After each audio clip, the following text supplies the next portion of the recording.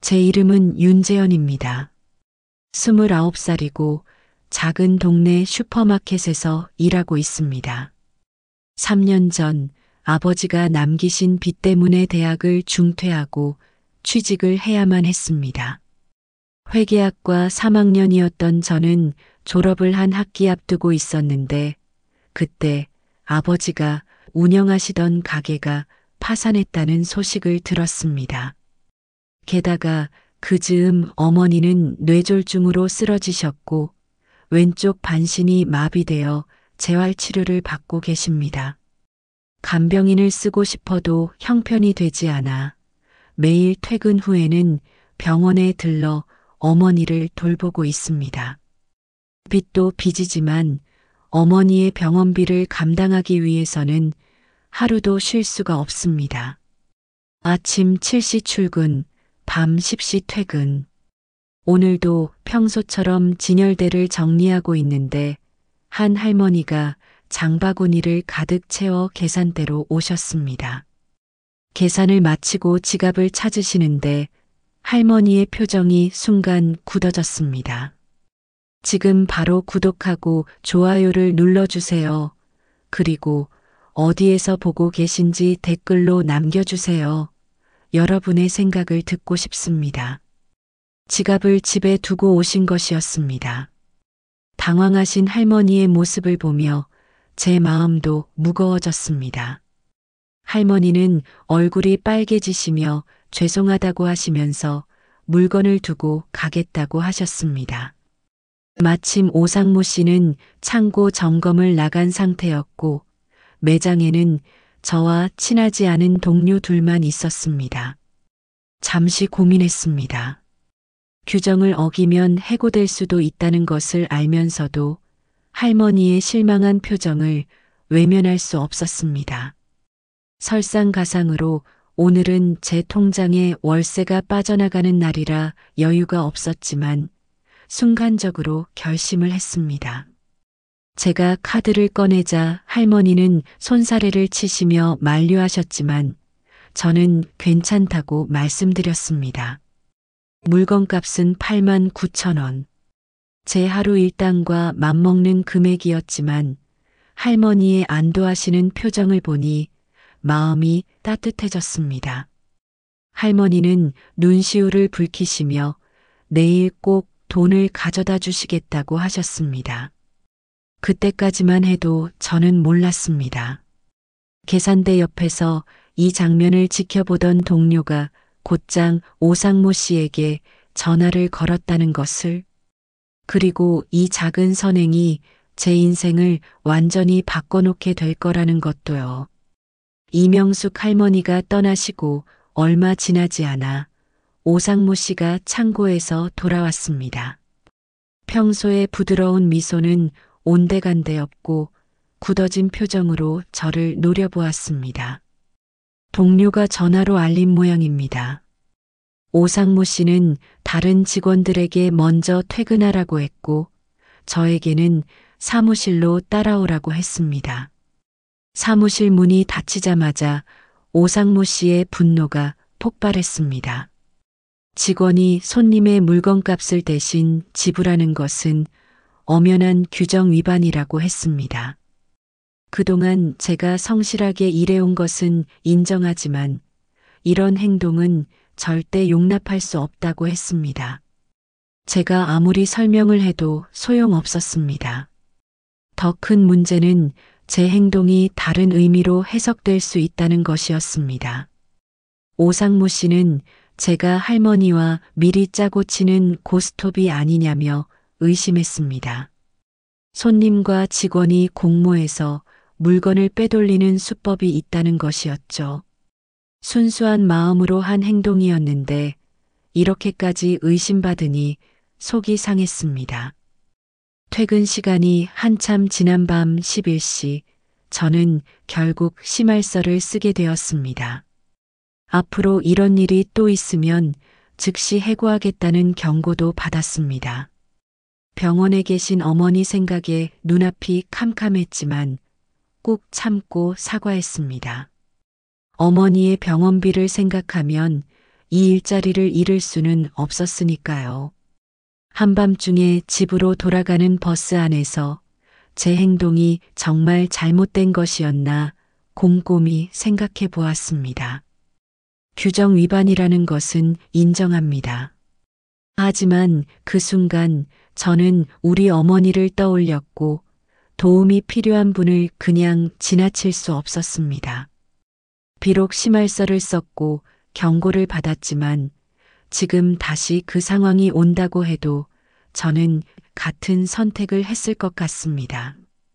집에 도착하니 자정이 다 되어 갔습니다. 원룸 안에는 먼지 쌓인 교재들이 여전히 책상 위에 놓여 있었습니다. 대학 중퇴 후 공부할 시간이 없어 그대로 두었던 회계원리, 재무관리 책들이었죠. 침대에 누워 천장을 바라보며 생각했습니다.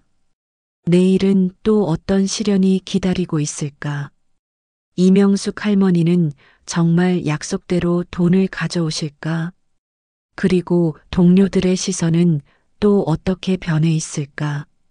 잠들기 전 병원에 계신 어머니께 전화를 드렸습니다.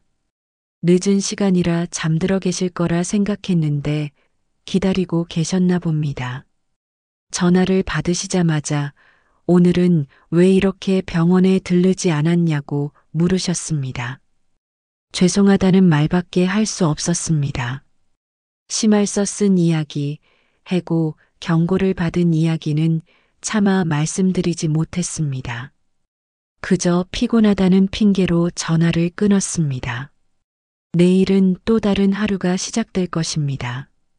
어쩌면 제 인생에서 가장 긴 하루가 될지도 모르겠습니다. 다음 날 아침 평소보다 일찍 매장에 도착했습니다. 어제의 일이 마음에 걸려 제대로 잠도 못 잤습니다. 출근하자마자 진열대 정리부터 시작했습니다. 조금이라도 더 열심히 일하면 어제의 실수를 만회할 수 있지 않을까 하는 마음에서였죠. 하지만 매장의 분위기는 이미 변해 있었습니다. 늘 반갑게 인사를 나누던 동료들이 제가 지나가면 모른 척 하거나 수군거리며 자리를 피했습니다. 심지어 제가 물건을 정리하고 있는 진열대 앞에서는 아예 발걸음을 돌리는 직원도 있었습니다. 오전 10시 이명숙 할머니가 오시기로 한 시간이었습니다. 계산대 근처에서 할머니를 기다렸지만 시간이 지나도 할머니는 오시지 않았습니다. 동료들의 눈빛이 더욱 차가워졌습니다. 마치 제가 거짓말쟁이라도 된 것처럼 수군거리는 소리가 들렸습니다. 점심시간이 되자 모두가 저를 피해 밖으로 나갔습니다. 혼자 매장에 남아 도시락을 먹으며 생각했습니다. 어제까지만 해도 함께 웃으며 이야기를 나누던 사람들이었는데 하루 만에 이렇게 달라질 수 있다는 게 믿기지 않았습니다. 오후 2시 오상무 씨가 사무실로 저를 불렀습니다. 사무실에는 본사에서 온 듯한 낯선 직원이 한 명 더 있었습니다. 오상무 씨는 서류 한 장을 제 앞에 내밀었습니다. 해고 통지서였습니다. 어제의 규정 위반뿐만 아니라 과거의 몇 가지 실수들도 함께 적혀 있었습니다. 순간 머리가 하얘졌습니다. 어머니의 병원비는 어떻게 하지? 월세는 또 어떻게 해결하지? 이제 어디 가서 일을 구할 수 있을까? 수많은 생각이 한꺼번에 밀려왔습니다. 항변하려 했지만 목소리가 나오지 않았습니다. 짐을 정리하는 동안 누구도 저를 도와주지 않았습니다. 3년간 함께 일했던 공간을 떠나며 뒤돌아보았지만 모두 고개를 숙이고 있었습니다. 마지막으로 계산대 앞을 지날 때 문득 이명숙 할머니가 떠올랐습니다. 혹시 오늘 오후에 오시지는 않을까 하는 마음에 잠시 머뭇거렸지만 더 이상 기다릴 수 없었습니다. 매장을 나서는 순간 갑자기 눈물이 났습니다. 3년 동안 매일 아침 보았던 간판, 매일 정리하던 진열대, 수없이 마주쳤던 손님들. 이제 이 모든 것과 작별해야 한다는 게 실감이 나지 않았습니다. 집으로 가는 버스에서 창밖을 바라보며 생각했습니다. 과연 내가 한 선택이 잘못된 것이었을까? 하지만 그 순간으로 다시 돌아간다 해도 저는 같은 선택을 했을 것 같았습니다. 때로는 규칙보다 더 중요한 것이 있다고 믿기 때문입니다. 다만 이제는 그 선택의 대가를 치러야 할 때가 온 것이겠죠. 퇴근 시간도 되지 않은 오후, 저는 집으로 돌아왔습니다. 원룸문을 열자 답답한 공기가 가득했습니다. 책상 위에는 어제 보던 회계원리 책이 그대로 놓여 있었고 벽에 붙여둔 병원비 납부 일정표가 제 눈에 들어왔습니다. 다음 주가 어머니 재활치료비 납부일이었습니다. 짐 정리를 하면서 가져온 마트 유니폼을 바라보았습니다. 3년 동안 매일 아침 입었던 이 옷을 이제 다시는 입을 수 없다는 생각에 마음이 무거워졌습니다. 유니폼 주머니를 정리하다가 어제 썼던 심할서 복사본이 나왔습니다. 그때는 이게 마지막 경고라고만 생각했는데 결국 해고의 빌미가 되고 말았네요. 핸드폰이 울렸습니다. 병원에서 걸려온 전화였습니다. 어머니의 담당 의사 선생님이었습니다. 다음 달부터 시작될 새로운 재활 프로그램에 대해 상담하고 싶다고 하셨습니다. 비용은 월 150만 원. 지금의 프로그램보다 50만 원이나 더 비쌌습니다. 하지만 효과가 좋다고 하셨습니다. 어머니의 상태가 크게 호전될 수 있다는 말에 가슴이 먹먹해졌습니다. 전화를 끊고 통장 잔고를 확인했습니다. 8만 9천 원이 빠져나간 자리가 마치 저를 비웃는 것만 같았습니다. 월세도 빠듯한데 이제 실업자가 되어버렸으니 새로운 재활 프로그램은 꿈도 꾸기 어려웠습니다. 창문 밖을 바라보니 노을이 지고 있었습니다. 저녁이 되자 병원으로 향했습니다. 평소라면 퇴근 시간에 맞춰가는 길이었지만 오늘은 너무 일찍 도착해버렸네요. 병실 앞에서 한참을 서성였습니다. 어머니께 무슨 말씀을 드려야 할지 고민됐습니다. 결국 퇴근 시간에 맞춰 들어가기로 했습니다. 병실에 들어서자 어머니는 평소처럼 반갑게 맞아주셨습니다. 오늘은 왜 이렇게 일찍 왔냐고 물으셨지만 차마 해고된 사실을 말씀드리지 못했습니다. 대신 일찍 퇴근했다고 둘러댔습니다. 어머니의 왼손을 마사지해 드리면서 문득 이명숙 할머니가 생각났습니다. 할머니도 분명 누군가의 어머니일 텐데 제가 도와드린 게 잘못된 걸까요? 간호사가 저녁 식사를 가져왔습니다. 어머니께 식사를 먹여드리면서 생각했습니다. 내일부터 당장 새로운 일자리를 찾아봐야겠다고, 이력서를 들고 발로 뛰어다녀야겠다고, 어머니의 치료를 중단할 순 없으니까요. 하지만 3년 근무한 마트에서 부당해고를 당했다는 경력이 발목을 잡지는 않을까 걱정됐습니다. 밤늦게 집으로 돌아오는 길, 편의점에 들러 컵라면을 사려다가 그만두었습니다. 이제부터는 한 푼이라도 아껴 써야 했습니다. 집에 도착해서 캄캄한 원룸을 바라보며 생각했습니다. 내일은 과연 어떤 하루가 될까? 그리고 이명숙 할머니는 왜 오늘 마트에 나타나지 않으셨을까? 수많은 생각이 머릿속을 맴돌았지만 지친 몸은 이내 잠에 빠져들었습니다. 다음 날 아침 알람도 맞추지 않았는데 습관처럼 7시에 눈을 떴습니다. 잠시 어리둥절했지만 이내 현실을 기억해냈습니다. 더 이상 출근할 필요가 없다는 사실이 가슴을 무겁게 눌렀습니다. 씻지도 않은 채 노트북을 켜고 구직 사이트를 뒤지기 시작했습니다. 유통업계 경력직을 찾아보았지만 대부분 학력이나 자격증을 요구했습니다. 중소기업 취업 정보를 찾아보다가 문득 창밖을 바라보았습니다. 늘 보던 아침 풍경인데 오늘따라 낯설게 느껴졌습니다. 그때였습니다. 평소에는 보기 힘든 고급 세단 한 대가 좁은 골목을 들어서는 게 보였습니다. 까만 제네시스였습니다. 우리 동네에서는 보기 드문 차였죠. 차가 우리 원룸 앞에 멈춰 섰습니다. 운전석에서 정장 차림의 기사가 내렸고 뒷좌석에서는 중년의 신사가 내렸습니다. 심장이 빠르게 뛰기 시작했습니다. 혹시 채권 추심이라도 하러 온 걸까요? 아버지의 빚이 아직도 남아있는 걸까요? 아니면 어제 해고된 일과 관련이 있을까요? 온갖 생각이 머릿속을 스쳐 지나갔습니다. 창문 뒤로 숨어서 지켜보는데 그 중년 신사가 우리 집 현관문 앞에 서서 초인종을 눌렀습니다. 응답하지 않자 다시 한번 눌렀습니다. 깔끔한 정장 차림에 은백색 머리를 넘긴 모습이 범상치 않아 보였습니다. 윤재현 씨 계십니까?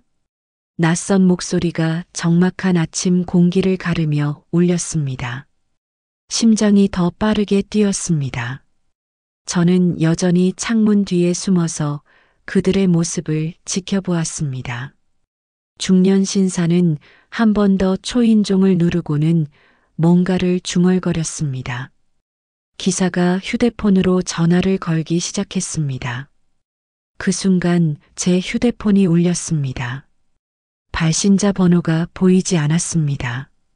전화를 받아야 할지 고민하다가 결국 끊어버렸습니다.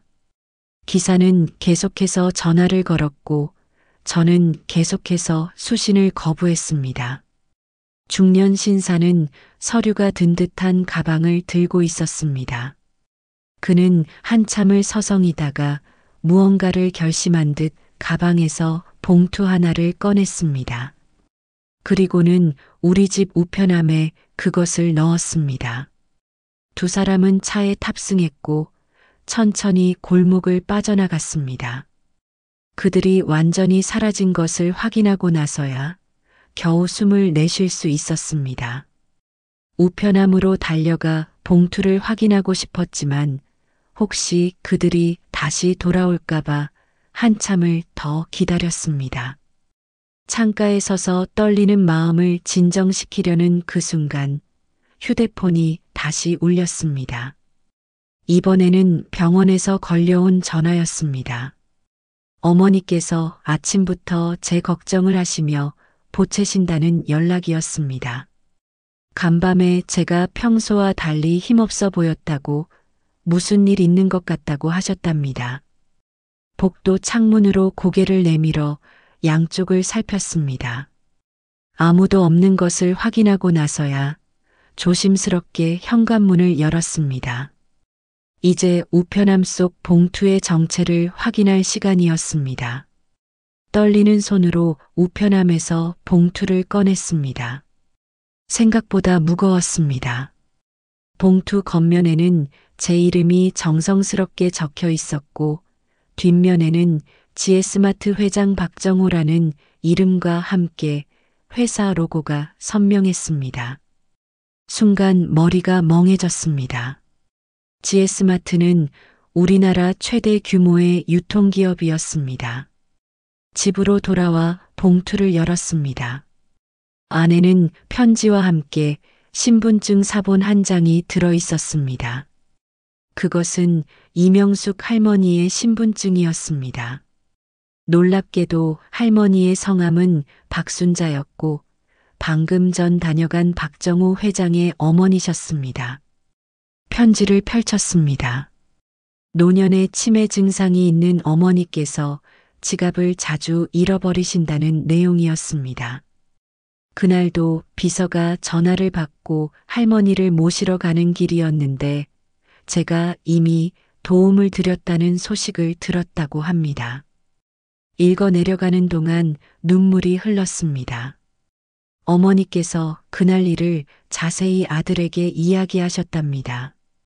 낯선 젊은이가 자신의 물건값을 대신 내주었다고, 그 사람의 눈빛이 참 따뜻했다고 하셨다고 합니다. 하필 그날은 할머니의 치매 증상이 심해져 병원에 가셨고, 그래서 약속하신 대로 돈을 갚으러 오지 못하셨다고 했습니다.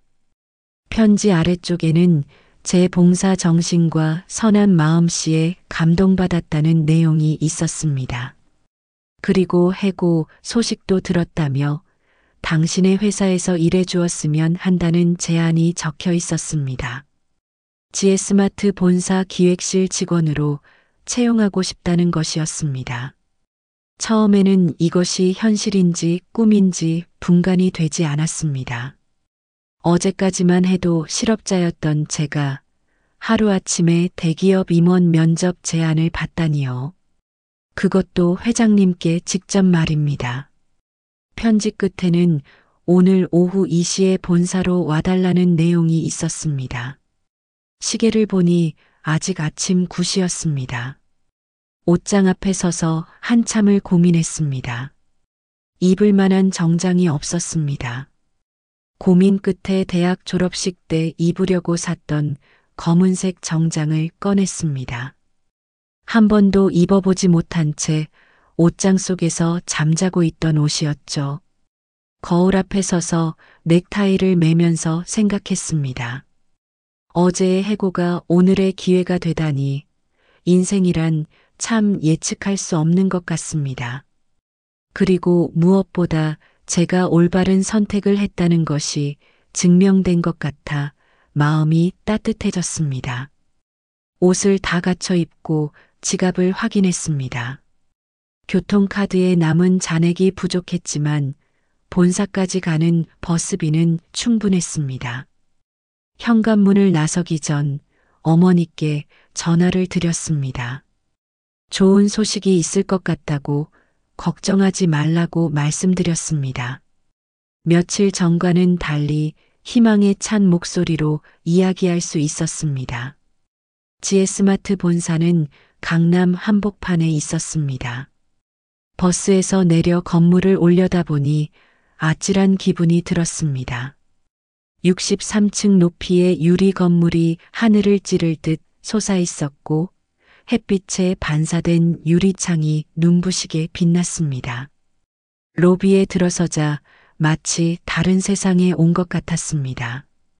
반들반들한 대리석 바닥, 우아한 분수대, 정장 차림의 직원들이 분주히 오가는 모습까지 예전에 TV에서나 보던 광경이었습니다. 안내 데스크에 가서 이름을 말하자 직원이 놀란 표정을 지었습니다. 아, 윤재현 님이시군요. 회장님께서 기다리고 계십니다. 임원용 전용 엘리베이터를 타고 60층으로 올라갔습니다. 귓가가 멍해질 정도로 빠른 속도였습니다. 엘리베이터를 내리자 한 여직원이 저를 맞이했습니다. 회장실로 안내하겠다고 했습니다. 복도를 걸으며 가슴이 터질 것 같았습니다. 회장실 문이 열리자 아침에 보았던 그 중년 신사가 환한 미소로 저를 맞이했습니다. 박정호 회장이었습니다. 회장실은 제가 살던 원룸의 5배는 되어 보였고 통유리창 너머로 서울 시내가 한눈에 내려다 보였습니다. 앉으시죠, 윤재현 씨. 회장님의 목소리는 부드러웠습니다. 제 이력서를 보고 계시더니 어머니 이야기를 꺼내셨습니다. 뇌졸중으로 투병 중이시라는 것도 알고 계셨고 제가 대학을 중퇴한 사연도 알고 계셨습니다. 우리 어머니 말씀으로는 재현 씨가 마치 천사 같았다고 하시더군요. 회장님은 어머니의 치매 이야기를 해주셨습니다. 3년 전부터 증상이 시작되었고 요즘은 지갑을 두고 다니시는 일이 잦다고 했습니다. 그날도 평소처럼 산책하러 나가셨다가 우리 마트에 들르신 거였습니다. 어머니께서 그러시더군요. 재현 씨가 물건값을 대신 내줄 때 마치 돌아가신 당신의 아들을 보는 것 같았다고. 순간 눈시울이 뜨거워졌습니다. 회장님은 서류 한 장을 제 앞에 밀어두셨습니다. 입사 제안서였습니다. 연봉은 제가 상상한 것보다 훨씬 높았고 직급도 대리로 시작하는 파격적인 조건이었습니다. 규정을 어기고 해고를 당했지만 재현 씨의 판단은 옳았습니다. 때로는 규정보다 중요한 것이 있지요. 우리 회사에는 바로 그런 사람이 필요합니다. 회장님은 제 대학 성적도 확인하셨다고 했습니다. 회계학과 수석이었던 것도 장학금을 받았던 것도 모두 알고 계셨습니다. 그리고 제가 가진 잠재력을 높이 평가한다고 하셨습니다.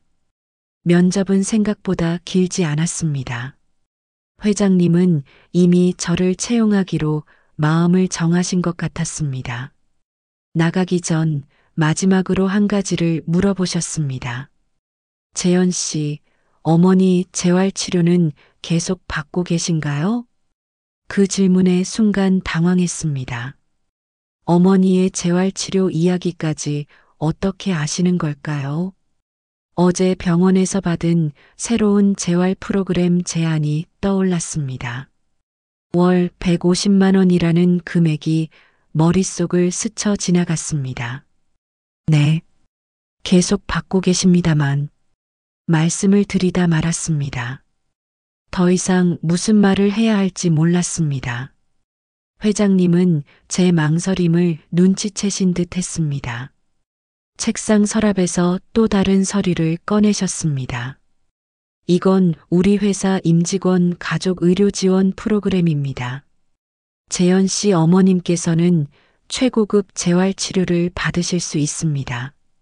물론 비용은 회사에서 전액 지원됩니다. 순간 눈앞이 흐려졌습니다. 어제까지만 해도 새로운 재활 프로그램은 그저 꿈 같은 이야기였는데 이제는 그것이 현실이 될 수 있다니. 눈물을 참으려 했지만 결국 볼을 타고 흘러내렸습니다. 감사합니다. 정말 감사합니다. 떨리는 목소리로 겨우 말씀드렸습니다. 회장님은 따뜻한 미소를 지으셨습니다. 그리고는 비서를 불러 무언가를 지시하셨습니다. 잠시 후 한 남자가 들어왔습니다. 이분이 우리 회사 의료지원팀 팀장입니다. 오늘 바로 어머님이 계신 병원으로 가서 모든 절차를 도와드릴 겁니다. 팀장님은 자신을 송민우라고 소개했습니다. 어머님의 병원으로 즉시 이동하자고 했습니다. 회사 차량이 이미 대기하고 있다고 했습니다. 마치 꿈을 꾸는 것만 같았습니다. 회장실을 나서기 전 박정호 회장님께서 마지막으로 한 말씀을 하셨습니다. 재현 씨, 규정을 어기고 도움을 준 그 순간 당신은 이미 우리 회사의 가치를 보여주었습니다. 앞으로도 그 마음을 잃지 마세요. 엘리베이터를 타고 내려오면서 생각했습니다. 어제까지만 해도 해고된 직원이었는데 이제는 대기업 대리가 되어 있고 어머니의 치료비 걱정도 덜게 되었습니다. 이 모든 것이 이명숙, 아니 박순자 할머니를 도와드린 것이 계기가 되었다니. 차에 오르면서 문득 깨달았습니다. 때로는 규칙을 어기더라도 해야 할 일이 있다는 것을, 그리고 그것이 올바른 선택이었다면 언젠가는 반드시 좋은 결과로 돌아온다는 것을. 차창 밖으로 스쳐 지나가는 도시의 풍경이 그 어느 때보다 아름다워 보였습니다. 회사 차량으로 병원에 도착했습니다. 평소 타던 버스와는 달리 안락한 승차감이 낯설게 느껴졌습니다. 송민우 팀장님은 차에서 내리자마자 바로 원무가로 향했습니다. 저는 그 뒤를 따랐습니다. 원무가에서는 놀라운 광경이 펼쳐졌습니다. 팀장님이 건넨 명함을 본 직원들의 태도가 달라졌고 원장실로 안내되었습니다. GS마트라는 이름이 가진 힘이었겠죠. 원장님은 우리를 반갑게 맞이했고 새로운 재활 프로그램에 대해 상세히 설명해 주셨습니다. 어제만 해도 꿈도 꿀 수 없었던 최신 재활 장비들, 전문 치료사들의 집중 케어, 심지어 해외 의료진과의 화학 장담까지 모든 것이 포함된 프로그램이었습니다. 원장님의 설명을 들으며 가슴이 벅차올랐습니다. 어머니의 병실로 향하는 동안 송 팀장님이 말씀하셨습니다. 회장님께서 특별히 당부하셨습니다. 윤재현 씨 어머님을 자신의 어머님처럼 모시라고요. 병실 문을 열자 어머니는 평소처럼 TV를 보고 계셨습니다. 제 뒤에 선 정장 차림의 사람들을 보시고는 놀란 표정을 지으셨습니다. 송 팀장님이 앞으로 나서서 상황을 설명해 드렸습니다. GS마트 회장님의 특별 지원이라는 말씀에 어머니는 눈물을 글썽이셨습니다. 우리 재현이가, 우리 아들이 뭘 했길래. 어머니의 떨리는 음성에 저도 더는 참을 수 없었습니다. 어제의 해고 이야기, 그리고 오늘 아침에 있었던 일들을 모두 말씀드렸습니다.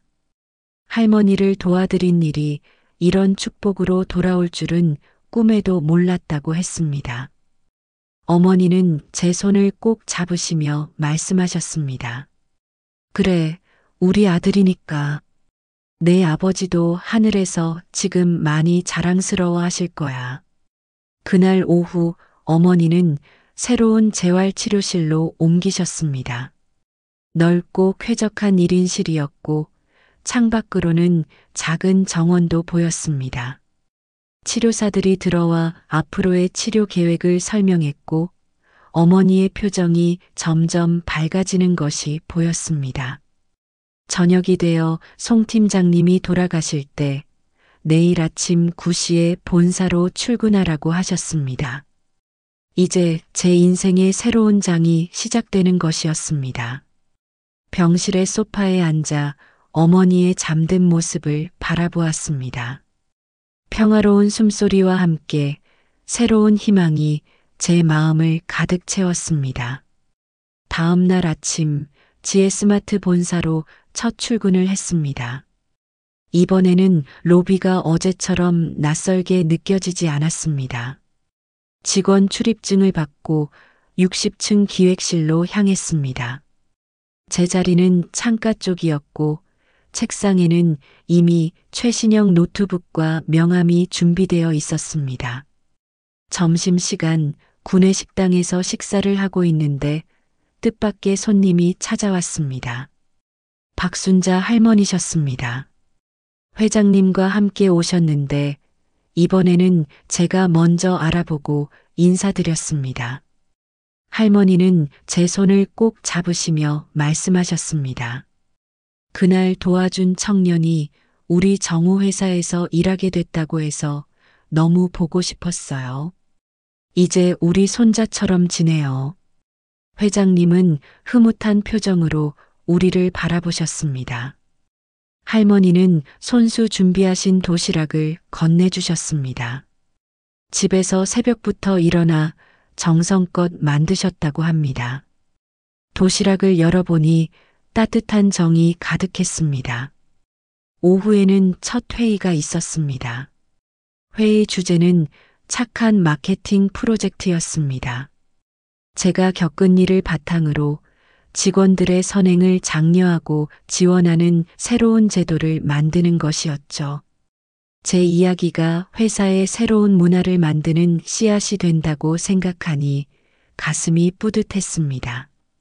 퇴근 후 병원에 들러보니 어머니는 벌써 재활치료를 시작하고 계셨습니다. 전문 치료사들의 도움을 받아 걷기 연습을 하시는 모습이 보였습니다. 어머니의 표정에서 희망이 보였습니다. 담당 의사는 이 속도라면 6개월 안에 혼자서도 걸을 수 있을 거라고 했습니다. 집으로 돌아가는 길, 문득 예전에 일하던 마트 앞을 지나게 되었습니다. 안으로 들어가 보니 낯익은 얼굴들이 보였습니다. 오상무 씨는 제가 들어서자 놀란 표정을 지었습니다. 하지만 저는 환한 미소로 인사를 건넸습니다. 그리고 제가 산 음료수 몇 개를 직원들에게 나눠주었습니다. 앞으로도 종종 들를게요. 이제는 손님으로요. 마트를 나서며 하늘을 올려다보았습니다. 노을이 지는 하늘이 유난히 아름다웠습니다. 사람을 돕는 일이 때로는 규정에 어긋날 수 있고 당장은 손해처럼 보일 수 있습니다.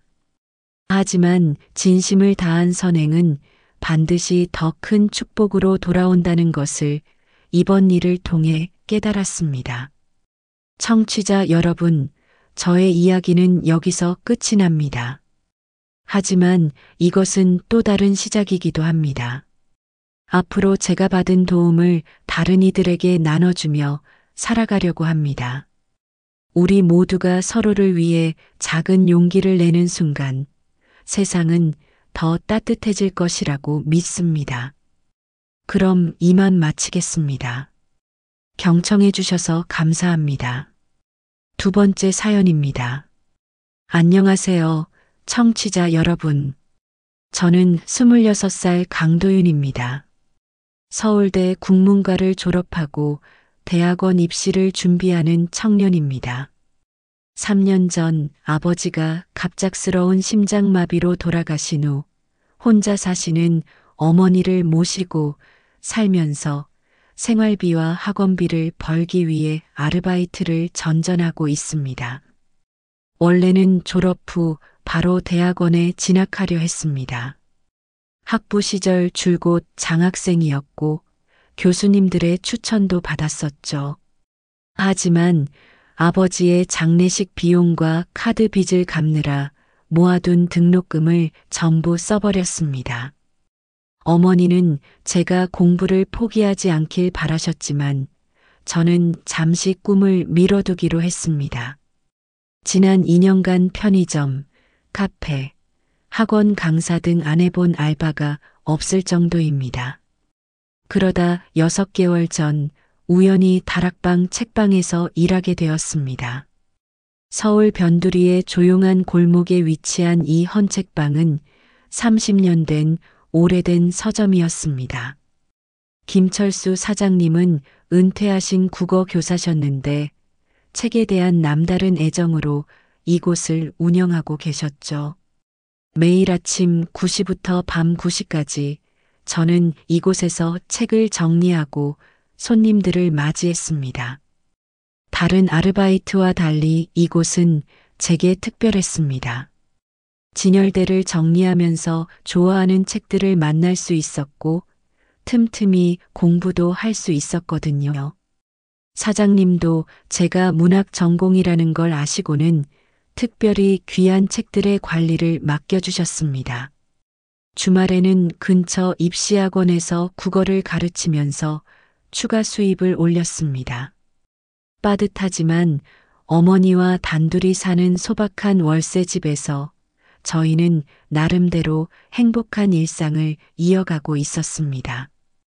어머니는 밤늦게까지 공부하는 제게 항상 든든한 응원자가 되어주셨고 저는 내년에는 꼭 대학원에 합격하겠다는 희망을 품고 있었습니다.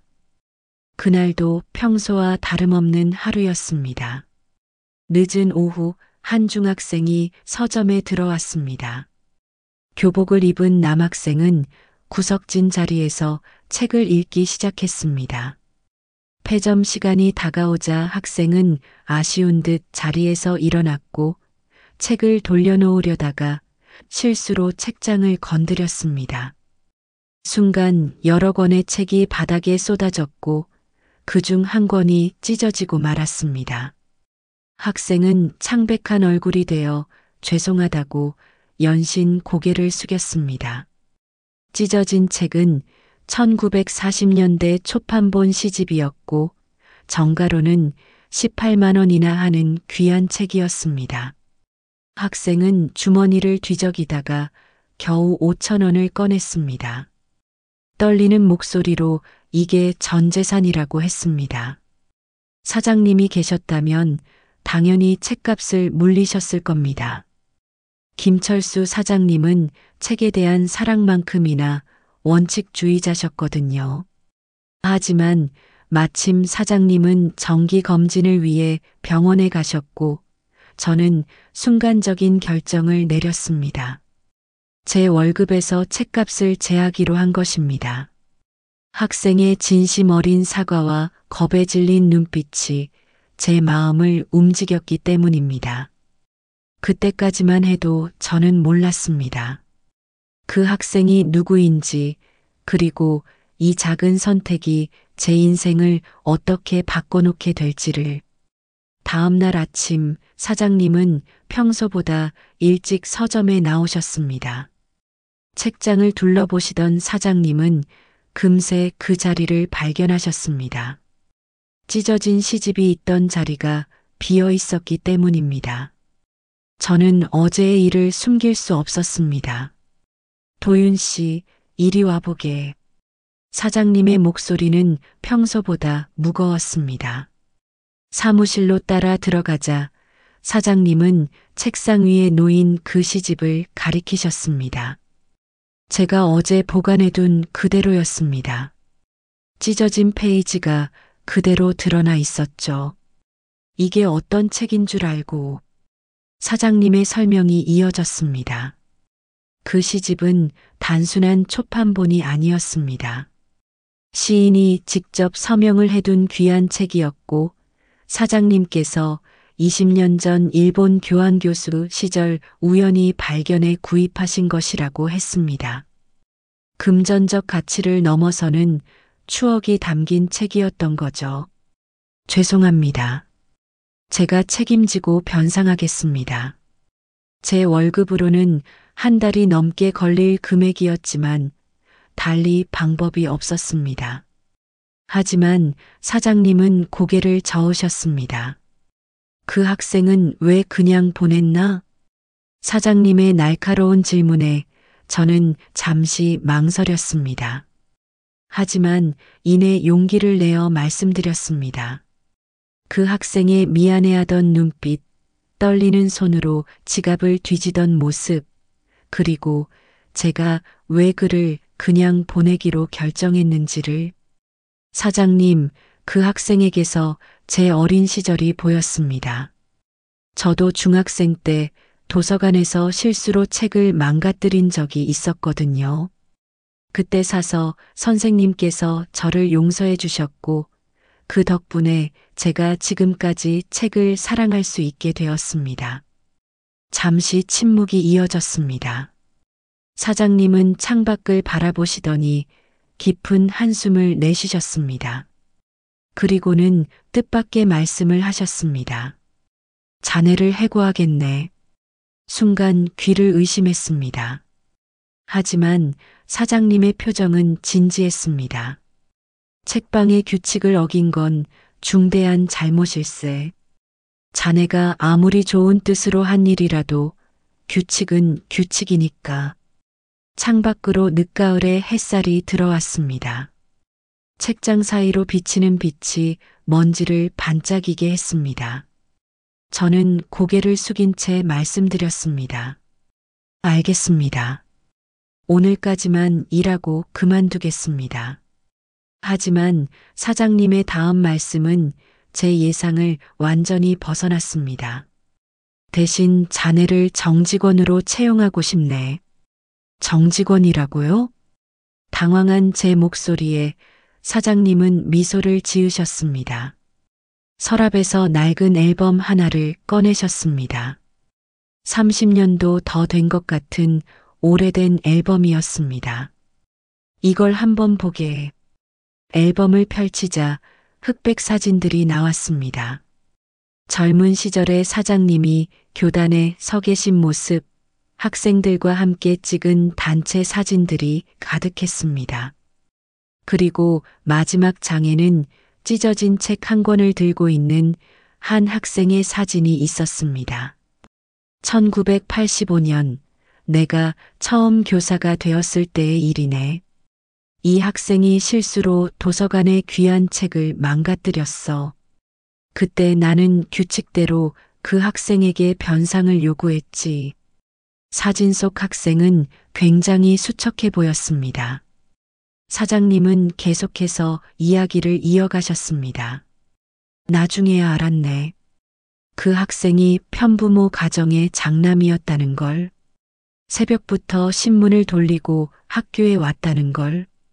책값을 마련하기 위해 학교까지 그만두려고 했다는 걸. 사장님의 목소리가 흔들렸습니다. 그 후로 그 학생의 얼굴을 다시는 볼 수 없었네. 30년이 넘도록 그 일이 내 마음에 큰 짐으로 남아 있었어. 어제 자네가 그 학생을 보내준 이야기를 들으면서 그때 내가 하지 못했던 일을 자네가 해준 것 같아 마음이 놓였다네. 창밖을 바라보시던 사장님이 다시 저를 보셨습니다. 나는 이제 나이가 들었네.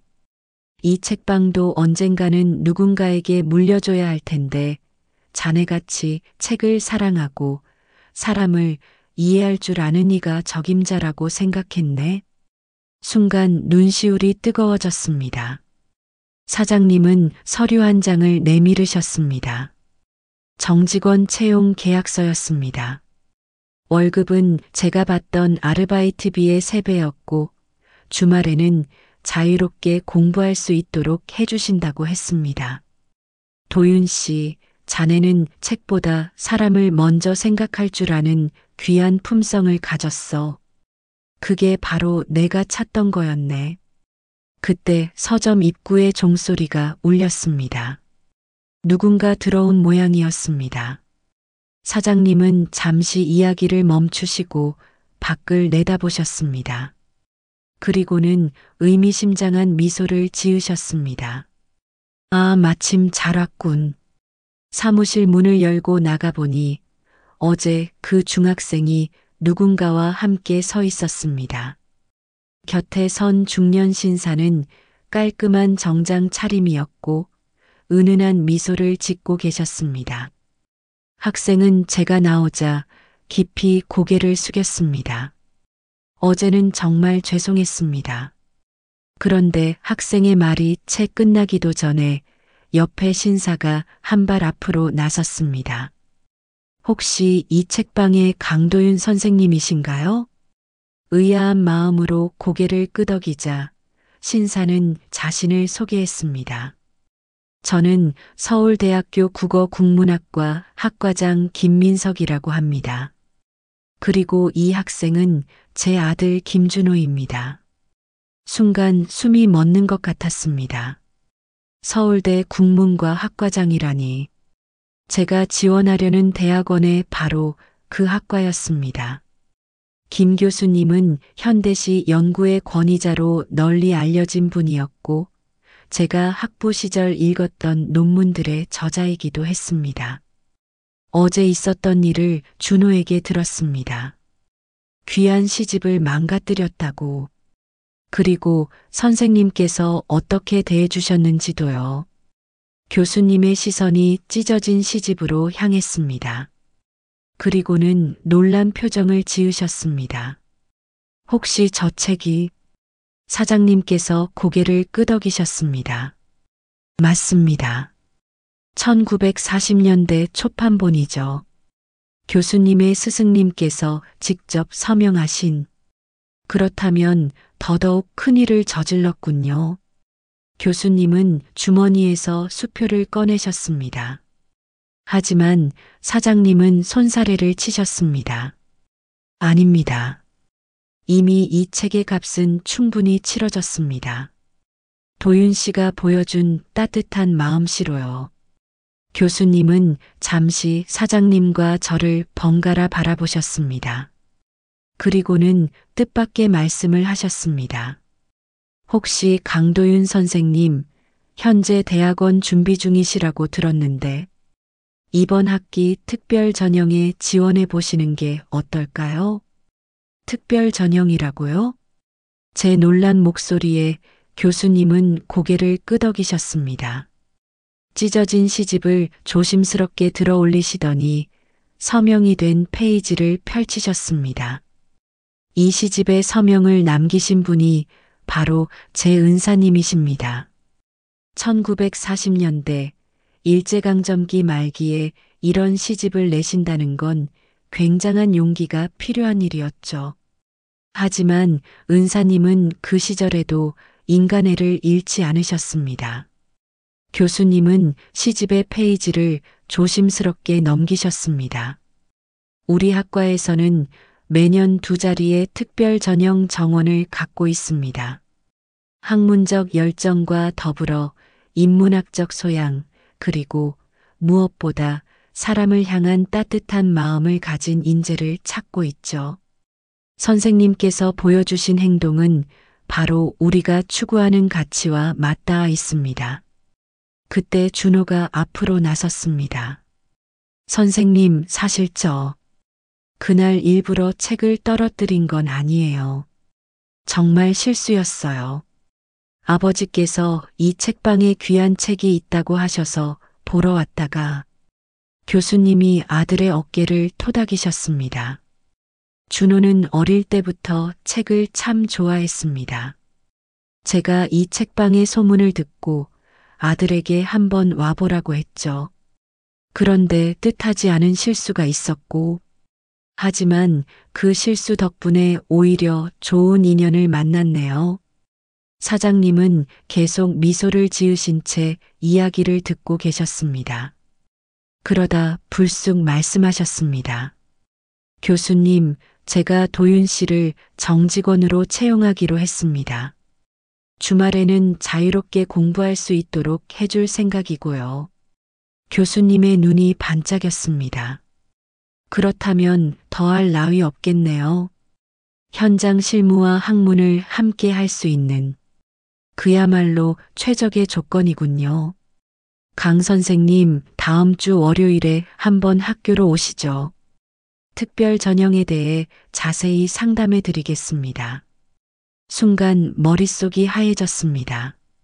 불과 며칠 전만 해도 막막하기만 했던 대학원 진학의 길이 이렇게 열리다니. 그것도 제가 가장 존경하는 교수님을 통해서. 그날 저녁 서둘러 집으로 돌아왔습니다. 어머니는 평소처럼 작은 식탁에서 저녁을 준비하고 계셨습니다. 오늘따라 어머니의 뒷모습이 더욱 애틋하게 보였습니다. 어머니, 저 기쁜 소식이 있어요. 식탁에 마주 앉아 오늘 있었던 일들을 하나하나 말씀드렸습니다. 찢어진 시집 이야기부터 사장님의 정직원 제안, 그리고 서울대 교수님과의 만남까지 어머니는 말없이 제 이야기를 듣고 계셨습니다. 그동안 제가 대학원 진학을 미룬 게 너무 마음에 걸리셨죠? 이제는 정직원으로 일하면서 공부도 할 수 있게 됐어요. 더 이상 아르바이트를 전전하지 않아도 되고 말을 잇지 못했습니다. 어머니의 눈에서 눈물이 흘러내리고 있었기 때문입니다. 우리 도윤이 참 내 아버지를 닮았구나. 어머니는 떨리는 손으로 제 손을 잡으셨습니다. 아버지도 늘 그러셨어. 돈이나 명예보다 사람이 먼저라고. 내가 그 학생을 도와준 이야기를 들으니까 내 아버지 생각이 나는구나. 아버지는 동네 의원을 운영하시던 소박한 의사였습니다. 가난한 환자들의 진료비를 깎아주시거나 무상으로 치료해 주시곤 했죠. 그러다 결국 병원 운영이 어려워져 돌아가시기 전까지 빚에 시달리셨습니다. 사실 어제 그 학생을 봤을 때 저도 아버지 생각이 났어요. 제가 실수로 망가뜨린 것도 아닌 귀한 책인데 그래도 그 순간 돈보다 중요한 게 있다고 생각했거든요. 어머니는 주방으로 가셔서 무언가를 가지고 오셨습니다. 낡은 서류 봉투였습니다. 이건 내 아버지가 돌아가시기 전에 남기신 거야. 내가 대학원에 합격하는 날 열어보라고 하셨는데 오늘이라면 아버지도 허락하실 것 같구나. 봉투를 열어보니 반바지 차림에 제가 아버지와 함께 찍은 어린 시절 사진이 있었습니다. 뒷면에는 아버지의 글씨로 이렇게 적혀 있었습니다. 도윤아, 사람을 위한 학문을 하거라. 너의 지식이 세상을 따뜻하게 만드는 데 쓰이기를. 창밖으로 가을 저녁에 붉은 노을이 들어왔습니다. 어머니와 저는 오랫동안 말없이 그 사진을 바라보았습니다.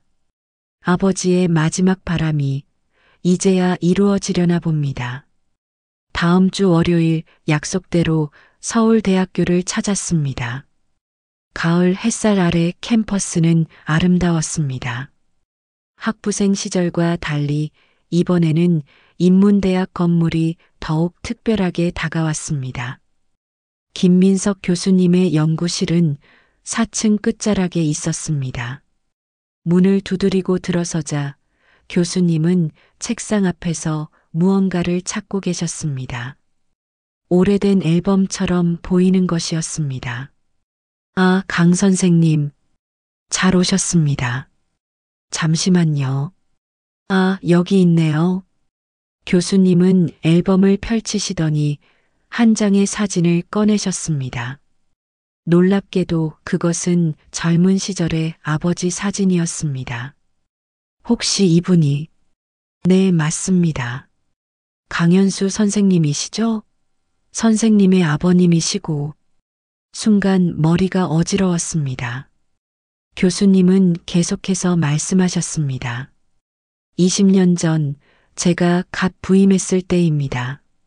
심한 맹장염으로 쓰러졌는데 마침 근처에서 진료를 보시던 강 선생님께서 늦은 밤에도 달려오셔서 수술을 해주셨죠. 그때 입원비가 없었는데도 선뜻 수술을 해주시고 교수님의 목소리가 잠시 멈췄습니다. 그 후로 종종 찾아뵈었는데 늘 말씀하셨죠. 아들이 문학을 참 좋아한다고. 언젠가 우리 학과에 보내고 싶다고. 그런데 갑자기 돌아가셨다는 소식을 듣고 연구실 창밖으로 은행나무 잎들이 노랗게 물들어 있었습니다. 교수님은 서랍에서 서류 하나를 꺼내셨습니다. 특별 전형 지원 서류입니다.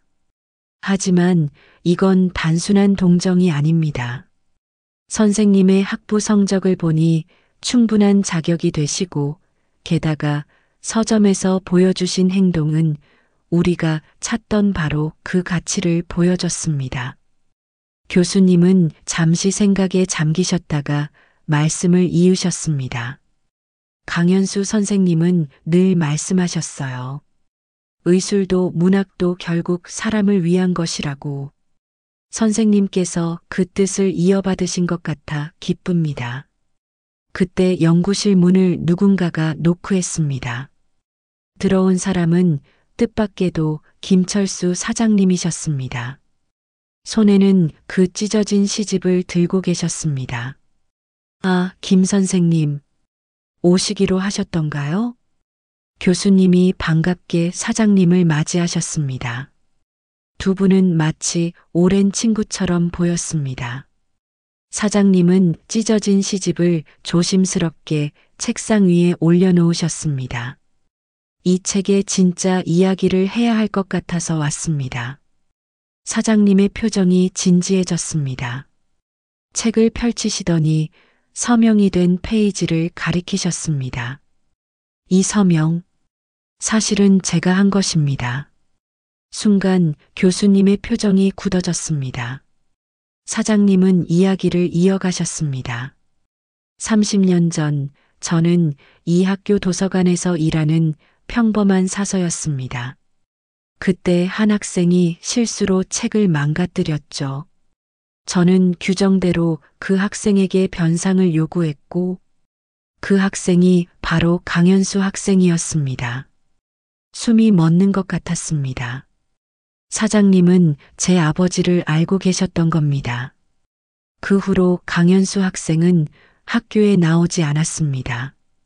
알고 보니 책값을 마련하기 위해 휴학을 하고 공사장에서 일했더군요. 그때의 제 결정이 한 학생의 인생을 크게 바꿔놓았습니다. 사장님의 목소리가 떨렸습니다. 하지만 강현수 학생은 달랐습니다. 1년 뒤에 다시 나타나 책값을 모두 갚았을 뿐만 아니라 오히려 저를 이해해 주었죠. 규칙은 지켜야 하니까요라고 말하면서요. 그 후 그 학생은 의대에 진학했고 훌륭한 의사가 되었죠. 교수님과 저는 말없이 이야기를 들었습니다. 그 일을 계기로 저는 사서직을 그만두고 이 시집의 초판본을 구해서 서점을 열었습니다. 그리고 서명을 위조했죠. 제 잘못을 영원히 기억하기 위해서였습니다. 그래서 도윤 씨가 그 학생을 용서했다는 이야기를 들었을 때 30년 전 제가 하지 못했던 일을 해준 것 같아 크게 감동받았습니다. 창밖의 은행나무 잎들이 바람에 흔들렸습니다. 한동안 연구실에는 깊은 침묵이 흘렀습니다. 그리고 오늘 이 책의 진실을 밝히고 싶었습니다. 도윤 씨가 특별 전형에 지원하신다고 하니 이제는 제가 평생 간직해온 이 비밀도 털어놓을 때가 된 것 같아서요. 사장님은 주머니에서 바랜 사진 한 장을 꺼내셨습니다. 젊은 시절의 사장님과 제 아버지가 도서관 앞에서 함께 찍은 사진이었습니다. 연구실에서 나와 캠퍼스를 걸었습니다. 사장님과 교수님은 따로 이야기가 더 있다며 남으셨고 저는 혼자만의 시간이 필요했습니다. 인문대 앞 벤치에 앉아 하늘을 올려다보았습니다. 아버지의 젊은 시절, 그리고 제가 겪은 일이 이렇게 맞닿아 있다는 게 신기했습니다. 30년 전 이 캠퍼스에서 아버지도 같은 고민을 하셨겠죠. 규칙과 인정 사이에서 갈등하던 사서, 선생님의 마음도 이해가 갔습니다. 주머니 속 아버지의 사진을 꺼내 보았습니다. 반바지 차림의 제 모습과 아버지의 환한 미소가 담긴 그 사진 뒷면의 글귀가 다시 한번 가슴에 와닿았습니다. 사람을 위한 학문을 하거라. 휴대폰이 울렸습니다. 어머니였습니다. 도윤아, 방금 김 사장님께 전화를 받았어. 내 아버지 이야기를. 어머니의 목소리가 떨렸습니다. 그래. 내 아버지는 늘 그랬어. 자기가 어려움을 겪었던 일은 절대로 다른 사람이 겪지 않게 하고 싶어 하셨지. 그래서 그렇게 가난한 환자들을 돌보시다가 잠시 전화가 조용해졌습니다. 도윤아, 이제 알겠구나. 내가 그 학생을 왜 그렇게 도와주고 싶었는지. 우리 도윤이는 태어날 때부터 내 아버지의 마음을 닮아났나 봐. 눈시울이 뜨거워졌습니다. 캠퍼스의 은행나무들이 노란 잎을 흩날리고 있었습니다. 그때 한 통의 문자가 왔습니다. 교수님이었습니다. 특별 전형 면접은 다음 주 수요일입니다. 하지만 사실상 합격은 확정이나 다름없습니다. 강현수 선생님의 아들이자 그 뜻을 이어받은 인재를 놓칠 수는 없으니까요. 이어서 사장님의 문자도 도착했습니다. 내일부터 정식으로 근무 시작입니다. 서점 2층은 당신의 독서실이자 연구실이 될 겁니다. 강현수 선생님의 숨결이 남아있는 그 책들과 함께 가을 하늘이 유난히 높아 보였습니다. 문득 깨달았습니다. 제가 그 학생을 도와준 건 우연이 아니었구나. 그건 아버지의 마음이 저를 통해 다시 한번 발현된 것이었구나. 그로부터 6개월이 지났습니다. 저는 이제 서울대학교 대학원생이자 다락방 책방의 정직원으로 새로운 삶을 살고 있습니다. 매일 아침 서점 문을 열고 오후에는 대학원 수업을 듣고 저녁에는 다시 서점으로 돌아와 책들과 함께 공부합니다. 서점 2층은 사장님께서 약속하신 대로 저만의 공간이 되었습니다. 오래된 책장들 사이에 작은 책상을 두고 그곳에서 논문을 쓰고 있습니다. 연구 주제는 한국 현대시에 나타난 인간의 연구입니다. 김민석 교수님의 지도 아래 아버지께서 말씀하신 사람을 위한 학문을 하고 있는 것이죠. 그 찢어진 시집은 특별한 방식으로 복원되었습니다. 사장님께서 일부러 찢어진 자국을 남겨두셨습니다. 그리고 그 옆에 작은 명패를 달아두셨죠. 이 책의 상처는 우리의 인류애를 일깨우는 증거입니다. 준호는 이제 서점의 단골이 되었습니다. 매주 토요일이면 들러서 책을 읽고 갑니다. 가끔은 친구들도 데려옵니다. 처음에는 낯설어하던 아이들도 이제는 이 오래된 책방의 매력에 푹 빠졌나 봅니다. 어머니는 요즘 들어 더 자주 웃으십니다. 제가 아버지의 뜻을 이어가고 있다는 사실이 가장 큰 위안이 되시나 봅니다. 한 달에 한 번 어머니와 함께 아버지의 산소를 찾아갑니다. 그때마다 새로 쓴 논문을 한 편씩 읽어드립니다. 사장님과 교수님은 이제 진짜 가족 같은 분이 되셨습니다.